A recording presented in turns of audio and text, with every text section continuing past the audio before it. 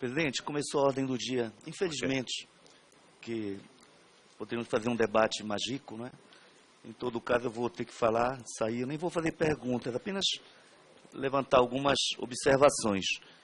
Primeiro, eu leio vários autores mexicanos. Um que nasceu na Espanha, Adolfo Sánchez Vázquez, acho que é o grande pensador contemporâneo, mas eu fico pensando o que diria Esther Cessenha, Edu Velasco, Adolfo Morales, da UNAM, ao ouvir a palestra do seu conterrâneo, Carrasco. Eu fiz uma pergunta antes da palestra, porque o palestrante não é inocente, ele teve a sua obra financiada, pesquisa e publicação pela EIR, que é coordenada por Lyndon LaRouche. Vocês sabem, a morte do primeiro-ministro sueco, Olof Palme, até hoje não desvendada, é devida a um movimento coordenado por este senhor, de extrema-direita, que apoia Ku Klux Klan, é o neonazismo norte-americano, sempre ligado a causas pouco nobres. É verdade que fazem mais ou menos mais de 10 anos que o movimento de solidariedade ibero-americana se separou da LaRouche. Não sei se continua a receber algum apoio financeiro. Então, essa é até uma questão que, naturalmente, nos cria uma dúvida, né? A presença, desde 1991, do palestrante no Brasil, sendo chamado por lideranças do agronegócio e deputados conservadores, inclusive uma assessoria, não sei se remunerada formalmente, ao deputado Oswaldo Lima Filho, no período ainda que era presidente da Frente Nacionalista, né, parlamentar nacionalista, num período em que foi proposta aqui uma CPMI que concluiu serem falsas essas teses defendidas pelo Carrasco, jornalista mexicano, financiado pelo LaRouche. No livro publicado financiado pelo LaRouche.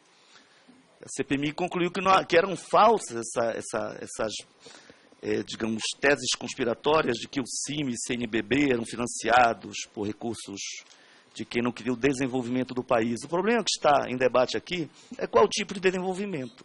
Alguém que chega aqui nos afrontando, dizendo que quem criou o Brasil foi José Bonifácio, realmente não conhece a história do Brasil.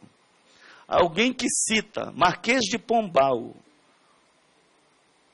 homem forte na reconstrução de Lisboa após o terremoto, e que, para isso, extraiu o que pôde das drogas do sertão, na minha região amazônica, colocou seu meio-irmão, Mendonça Furtado, para governar o Grão-Pará e Maranhão. Então, historicamente, teve uma importância. Mas não é nenhum exemplo para que aqui seja a base para defender a tese da mestiçagem. É uma falta total de compreensão entre o que é etnia e o que é mestiçagem. Ainda na sessão passada nós debatemos isto. Há italianos negros, há alemães indígenas de origem equatoriana ou brasileira, há brasileiros, Heinz, deve ser alemão. Colata acabou de falar italiano, e são brasileiros, Heinz, né? A presidente é Rousseff, nem por isso deixa de ser brasileiro. E os Yanomami não aceitam muito a mestiçagem, é verdade. Mas, de repente, uma filha de um Yanomami não deixa de ser Yanomami, se assim ela se assumir. Porque a lei reconhece assim, porque as normas internacionais reconhecem assim, porque assim, para a ciência antropológica, a despeito da visão vesga de quem só defende um tipo de desenvolvimento, espelhado, por exemplo, no domínio tecnológico, da tecnologia brasileira sobre a política energética nuclear, que, aliás, já foi denunciado, porque o LaRouche, até na política energética nuclear brasileira, desde 1984 atua, denunciado por um ex-dirigente do núcleo nuclear, da Organização Nuclear Brasileira, do departamento. Então, eu vou dizer, olha, O nosso relator, então, nós temos divergências grandes, mas temos respeito, e eu queria dizer assim, não é referência para nós o quartieiro, pelo amor de Deus. O cara responde a 13 processos criminais. Eu brincava com o Valdir Colato, antes do debate, mas eu falando sério. Eu brinquei assim, poxa, a reserva Raposa Serra do Sol foi reconhecida.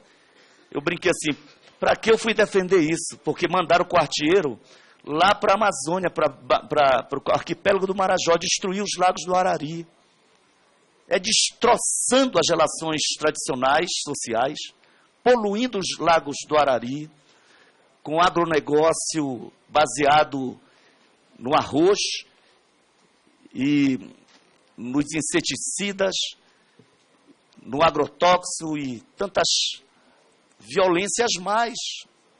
Agora, é bom que se diga que se alguma força estrangeira apoiou a ação contra a Raposa Serra do Sol, é bom que se lembre que até a Polícia Federal foi afrontada, pontes foram incendiadas, bombas foram jogadas contra forças nacionais brasileiras, sob comando do senhor Quartiero.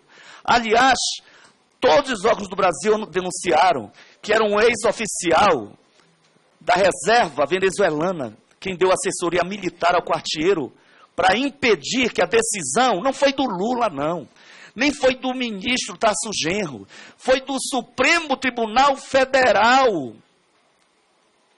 Corte Máxima da Justiça Brasileira, o reconhecimento das terras em favor das 4 comunidades indígenas, incluindo os Macuxi, que habitam Raposa Serra do Sol.